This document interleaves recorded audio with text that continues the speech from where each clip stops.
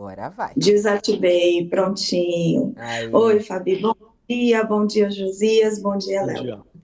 Bom, vamos Bom falar um dia. pouco sobre Pablo Marçal, porque a declaração de bens do Pablo Marçal, a Justiça Eleitoral, omitiu uma empresa e reduziu em pelo menos 22 milhões de reais o valor do seu patrimônio. Essa é uma reportagem que está na nossa página aqui do UOL. O candidato informou ter um patrimônio de 193 milhões e meio de reais, mas o total real, se forem adicionadas as omissões, seria de 215 milhões de reais. A prática é considerada ilegal. O Tribunal Superior Eleitoral determina que o registro da candidatura deve listar os bens conforme o seu valor declarado à Receita Federal. Marçal controla ainda outras 13 empresas que não constam na lista entregue ao Tribunal Superior Eleitoral, mas como ele é registrado apenas como administrador dessas empresas, ele não precisa declará-las. A Raquel tem informações, inclusive, do que o Marçal disse a respeito dessa omissão. O que ele falou, hein, Raquel? Fabiola, essa é uma reportagem, né, da nossa equipe de política aqui do UOL, em que eles vão batendo o que foi declarado pelos candidatos com o que está na Receita Federal e esbarraram aí nessa informação importante dessa omissão na declaração de Pablo Marçal, que dá uma omissão de 22 milhões de reais. Então, fui conversar com Pablo Marçal e perguntei para ele o que tinha acontecido. E ele me respondeu, né, palavras dele, que foi um erro simples, coisa de contador. Fui questionar também o seu advogado, ele me pediu para falar ali com a parte jurídica. Segundo os advogados do Pablo Marçal, teria ocorrido um erro de digitação na hora dos contadores fazerem a declaração e que eles estariam encaminhando a revisão dos dados para o Tribunal Superior Eleitoral, que ainda estaria dentro do prazo para fazer isso. Falei também com estrategistas ali dentro da campanha do Marçal, e o que eles estão defendendo é o seguinte: olha, não foi intencional. O Pablo Marçal, ele é o candidato que defende esse discurso de ser bem-sucedido, de ser rico, ele usa isso como um ativo eleitoral. E dentro desse discurso, quanto mais patrimônio, melhor. Então, ele não teria, segundo eles, interesse nenhum em diminuir o seu patrimônio.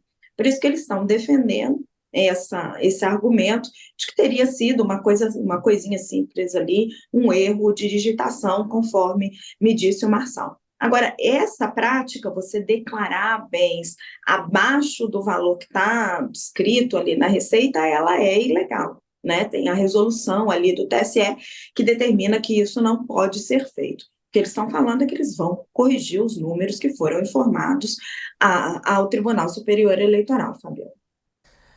O Sakamoto, ele fala, né, é um erro simples. Foi um erro simples ali, foi uma bobagem. Coisa de, Vim? O que foi, Raquel? coisa, erro simples, coisa de contador. Coisa de conta. 22 milhões de reais. É bobagem, não é, Sakamoto? Eles mandaram bom dia para Raquel. Vamos lembrar que Al Capone também reclamava de que era um erro de contador, o que quando ele foi pego atrás do século passado, né? Aliás, qualquer pessoa relacionada ao crime organizado sempre culpa o pobre do contador. Muitas vezes, é claro, o contador faz malabarismos, né? Essa justificativa que o Pablo Marçal deu, que a campanha dele deu, de que é uma pessoa bem-sucedida e por isso não teria problema, porque quanto mais dinheiro, melhor.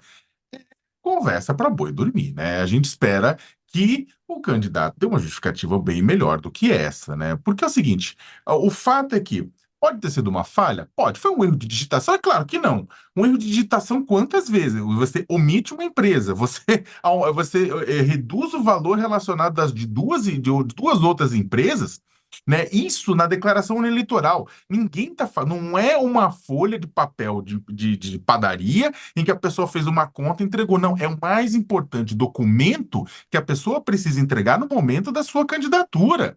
É a sua declaração de bens, é a transparência. Então, o que acontece? Pablo Marçal, que quer ser prefeito de São Paulo, começa devendo em transparência para dizer o mínimo. Ele não foi transparente com relação ao tamanho de suas propriedades, ao tamanho do dinheiro que ele tem e onde está investido. Ah, mas para mim seria melhor. Quanto mais dinheiro, melhor, porque o povo vê que eu sou bem-sucedido. Ok. essas empresas, nesse sentido, passam a ser, inclusive, alvo de investigação, deveriam ser alvo da sociedade ter botar a lupa em cima disso. Por quê?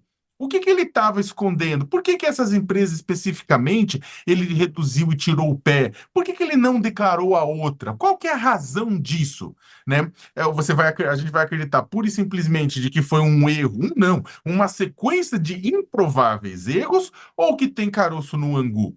Né? É muito ruim para alguém que quer ser responsável por um dos maiores orçamentos do país, né, operar num nível de transparência e operar numa justificativa como essa, partindo do pressuposto que o eleitor é bobo.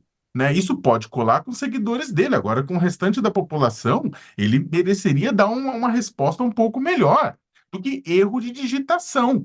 Poderia até falar, assumir a incompetência, coisa que ele não gostaria de fazer, porque ele cresceu com base na ideia da competência. Mas, no mínimo, isso é incompetência ou isso é má fé. No mínimo, incompetência ou é má fé. Está aí um subsídio para ser investigado pelos colegas, né, e por toda a sociedade, né? Agora, aceitar essa desculpa do jeito que é dada, que é erro de digitação, é forçar a amizade.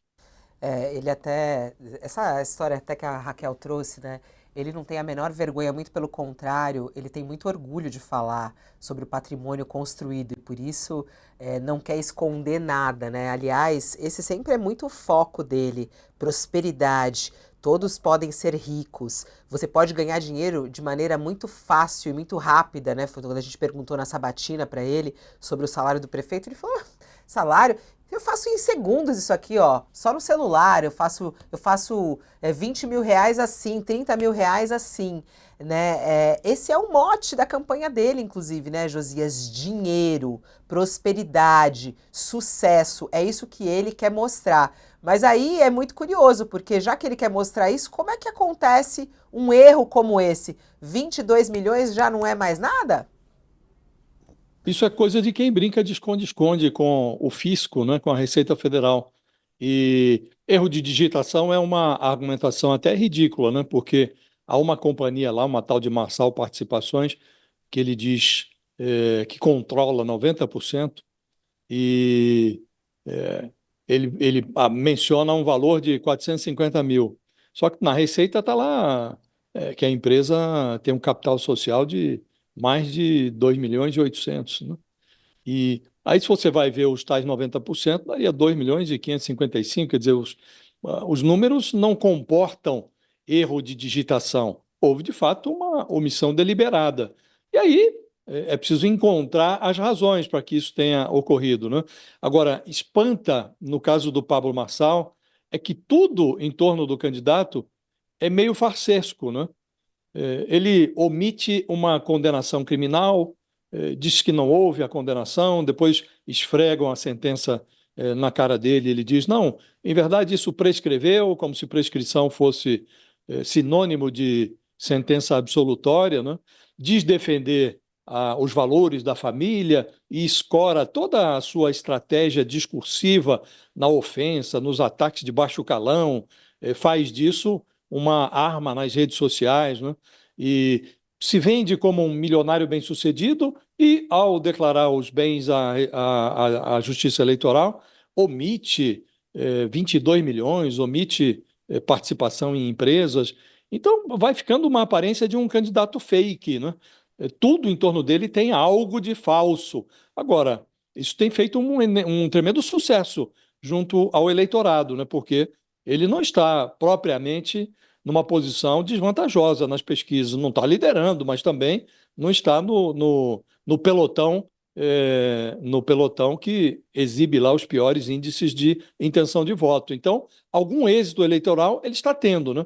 E é possível que, com tanta informação esquisita em torno do candidato, é possível que um pedaço do eleitorado se anime a lançar um olhar mais atento para o Pablo Marçal.